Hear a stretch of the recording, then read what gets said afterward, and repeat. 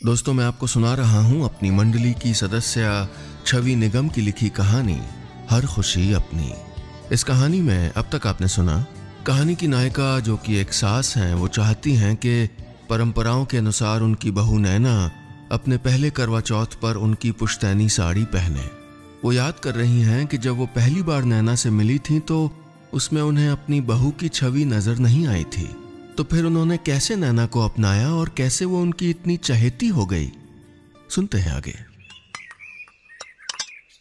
हम में से अधिकतर लोगों के दिमाग में रिश्तों को लेकर कुछ खांचे जैसे बन जाते हैं।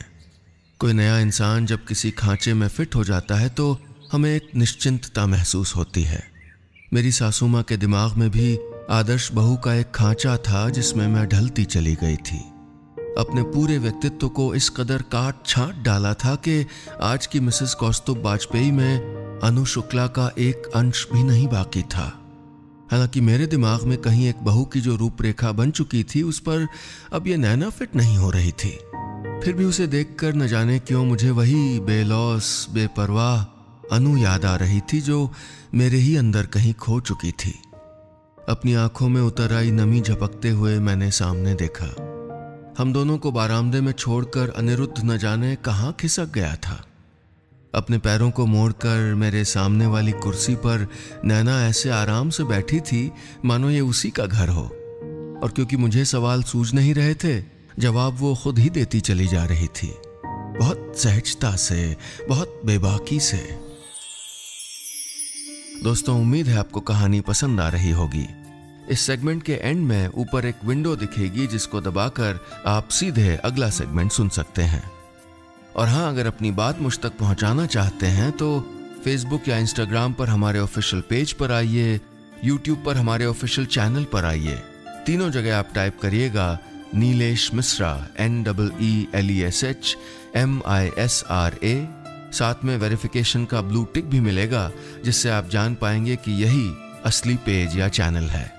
और हाँ, अगर आप ट्विटर पर हैं तो मेरा हैंडल है नीलेश मिश्रा। उस पर भी आपको वेरिफिकेशन का ब्लू टिक मिलेगा ताकि आप सही पते पर आएं। चलिए आगे बढ़ाता हूं कहानी। मैंने आपसे पहले कभी किसी को मम्मी नहीं कहा। जन्म देने वाली मम्मी को कभी देखा नहीं। पापा ने दूसरी शादी कर ली थी।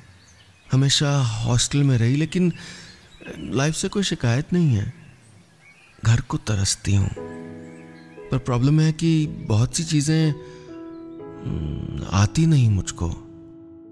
अपनी नजरों को उसने दूर आसमान में टिका लिया था, लेकिन उनका गीलापन कहीं मुझे छूने लगा था। उसने सोचते हुए आगे कहा, हड़बड़ी में 10 काम एक साथ करना चाहती हूँ, इसलिए अक्सर गड़बड़ी हो जाती है। हम दोनों यानी अनिरुद्ध और मैं कॉलेज के फाइनल ईयर में साथ थे। अब मुझे भी बैंगलोर में ही जॉब ऑफर हुई है। हमारी कंपनी अलग है वैसे। मैं अभी इस जानकारी से 2-4 हो ही रही थी कि वो शरारत से बोली, पता है मम्मी, मैं चाय बहुत अच्छी बनाती हूँ, नूडल्स भी, और ना बेकार से बेकार खाना भी चुपचाप खा सकती हूँ, और इमरजेंसी में दीवार फांद सकती हूँ। मेरी हंसी निकल गई। ये भी कोई बताने वाली बातें थी भला, वो भी अपनी शायद होने वाली सास को। लेकिन इतनी सी देर में मैं समझ गई थी कि नैना दिल की साफ है।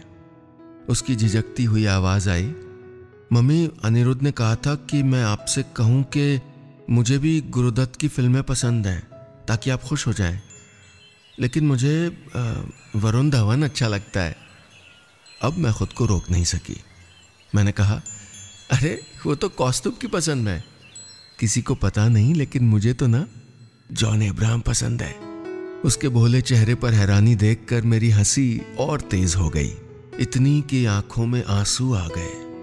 ये अजनबी लड़की अब मेरे दिल में उतरती जा रही थी। दोस्तों, आगे की कहानी सुनने के लिए ऊपर जो छोटी सी विंडो देख रहे हैं उसको क्लिक करिए और सीधे अगले सेगमेंट में पहुंच जाइए।